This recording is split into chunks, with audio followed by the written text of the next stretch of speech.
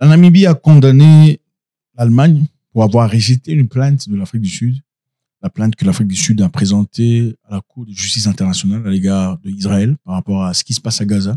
En effet, l'Allemagne a rejeté ce que l'Afrique du Sud est en train de faire, disant nous voulons représenter Israël à leur place. Donc l'Allemagne veut se porter garant pour représenter Israël contre l'Afrique du Sud. L'Allemagne rejette l'accusation de génocide de l'Afrique du Sud, affirmant que le but du Hamas est d'anéantir Israël et interviendra en tant que tierce partie à la haie. Le Premier ministre Benjamin Netanyahou a téléphoné vendredi au chancelier allemand Olaf Scholz et l'a remercié pour la décision de l'Allemagne d'intervenir en tant que tierce partie dans le procès auquel fait face Israël devant la Cour internationale de justice de la Haye, l'Afrique du Sud accusant le pays de génocide contre les Palestiniens de Gaza.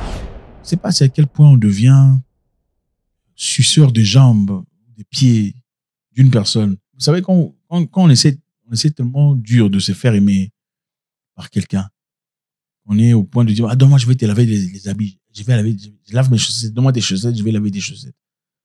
N'est-ce pas? À quel point, comment est-ce qu'on devient comme ça? Donc, l'Allemagne est prête à représenter Israël à la place. Donc, Israël n'est pas en capacité de se représenter soi-même.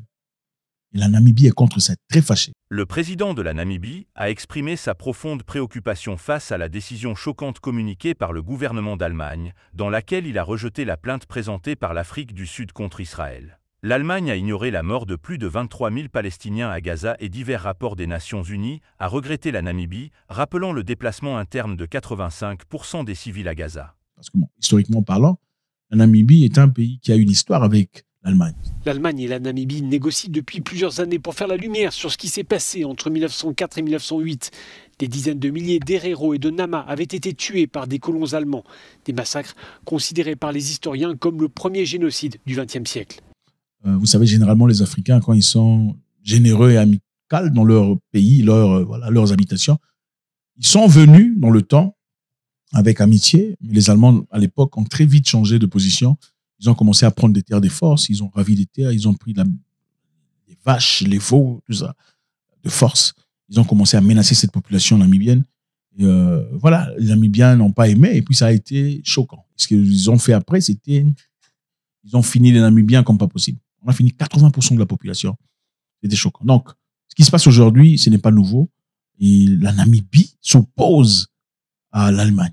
La Namibie a condamné l'ancien dirigeant colonial allemand pour avoir rejeté une plainte de l'Afrique du Sud devant la plus haute cour de l'ONU, accusant Israël d'avoir commis des génocides à Gaza.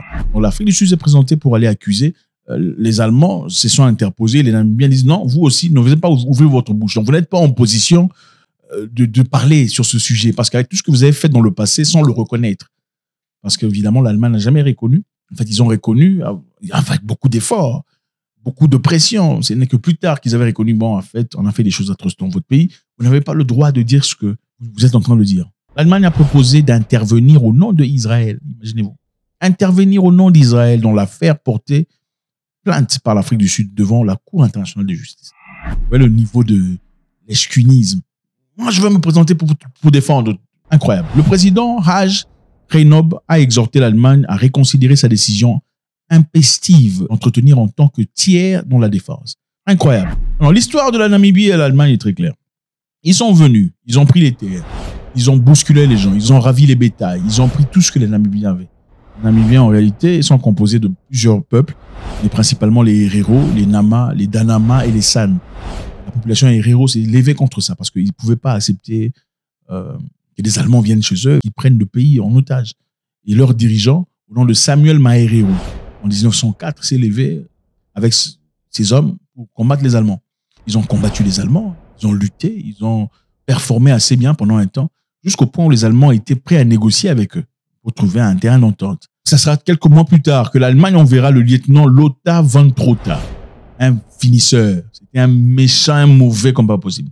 Ce lieutenant arrivé en Namibie immédiatement a rejeté l'accord que les Namibiens ont eu avec les Allemands. Il a dit, bon, maintenant là, il n'y a plus de prisonniers, on va finir tout le monde. Ils ont fini tout le monde. Ils ont fait des choses incroyables en Namibie. Ils ont battu, enfin, évidemment, l'Allemagne à l'époque, si on s'en souvient, c'était juste avant la Première Guerre mondiale. C'était parmi les armées les plus fortes du monde. Ils étaient très bien armés, ils étaient au point. Comparé aux pauvres Namibiens et aux pauvres paysans qui ne sont là que pour se défendre au nom de la loi et la justice et la dignité. Ils ont été battus comme pas possible.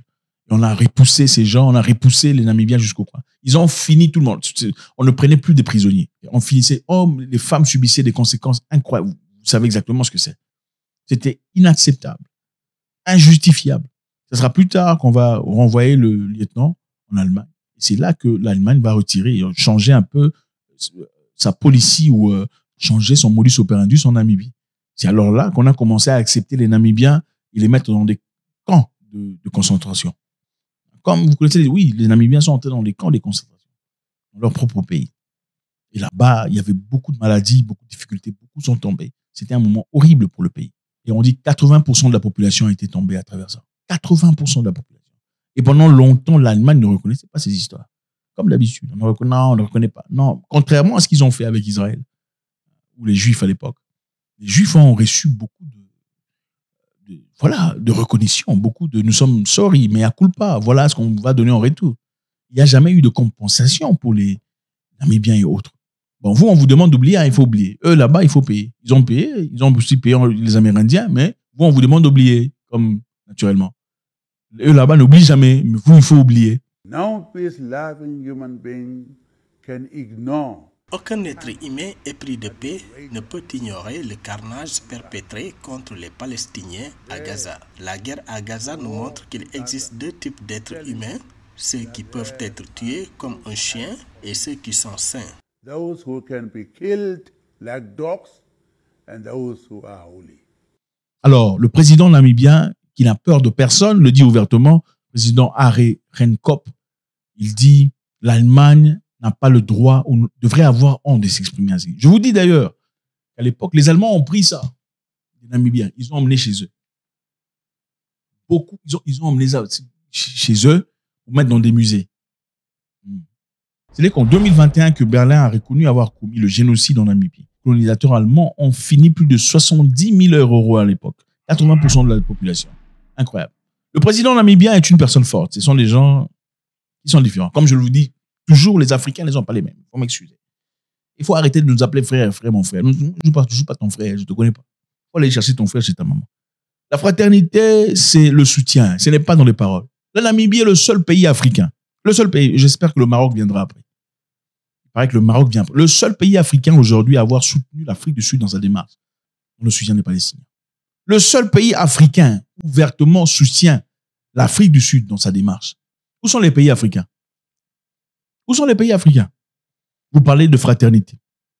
Les Africains sont aussi lâches, c'est à ce point, incapables de soutenir un frère, incapables de vous léguer. Mettons un peu l'histoire d'Israël à côté, tout ça à côté. Où sont les Africains? Parce que bon, généralement, on sait que quand quelqu'un te ressemble, quelqu'un qui est comme toi, il est dans sa démarche de positivité, quelle qu'en soit la démarche, du moment qu'il ne fait pas périr des gens, ne mérite-t-il pas ton soutien? Ou au moins ton... Avez-vous déjà vu un pays européen rejeté par les Européens? Quoi qu'il en soit, quelle qu'en soit la situation. Ça me fait réfléchir sur l'histoire d'une professeure que je respecte, Madame Perby du Ghana, qui a écrit un livre expliquant, il dit combien les Africains donnaient leurs frères. Ils donnaient leur... Attendez, c'est aussi simple. Si tu veux savoir ce que quelqu'un fera dans le futur, regarde ce qu'il a fait dans le passé. Si tu veux savoir comment quelqu'un s'est déjà comporté dans le passé, regarde ce qu'il fait maintenant. C'est aussi simple que ça.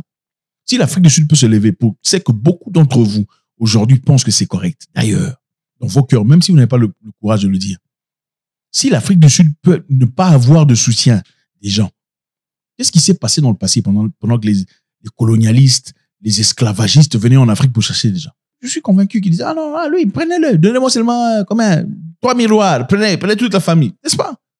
C'est ça. Oh, mon frère, qui est ton frère? Il n'y a pas ton frère ici, il faut aller chercher ton frère dans les ventres de ta mère. Mon frère.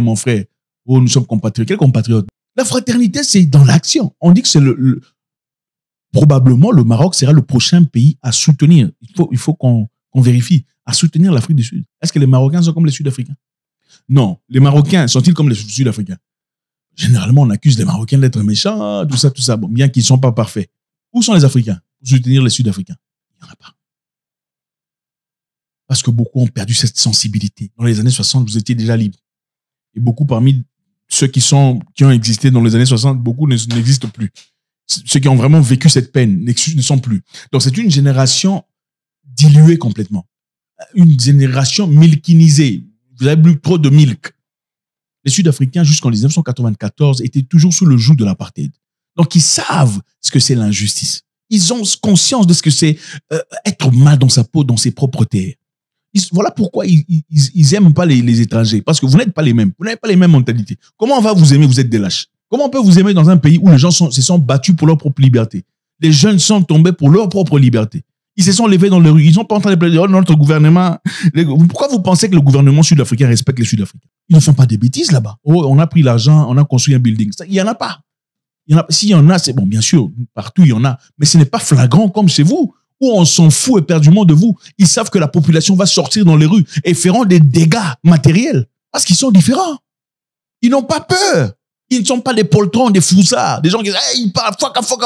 Mais quand il faut se présenter, ils vont se cacher. Non, un Sud-Africain, quand il sort son couteau, le sang va couler avant que ça ne tombe, surtout si c'est un Zoulou. Si son histoire sort, mais quelqu'un va dormir.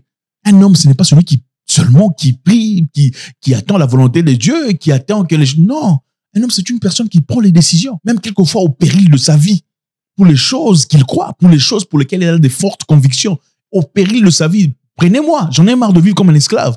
Un homme refuserait de vivre à genoux, préférerait être parti que de vivre à genoux. Mais bon, beaucoup ne le sont pas. Voilà pourquoi ils ont du mal à comprendre le message. Non, on n'est pas frères, on ne se comprend pas. En toute humilité, on ne peut pas être frères. Quand il faut me laisser me battre mon combat seul, mais tu réclames ma fraternité parce qu'on se ressemble en couleur. Pourquoi? Félicitations au Maroc, félicitations aux Namibiens, leur combat. Quoi qu'il en soit, ce qui se passe à Gaza, tous les gens de Gaza, de la Palestine, ne le méritent pas. C'est vrai, ce que les gens ont fait à l'égard d'Israël était complètement mauvais et condamnable. Ces gens n'ont pas mérité cela. Mais ce que les gens au Gaza sont en train de vivre, ils ne le méritent pas. God bless.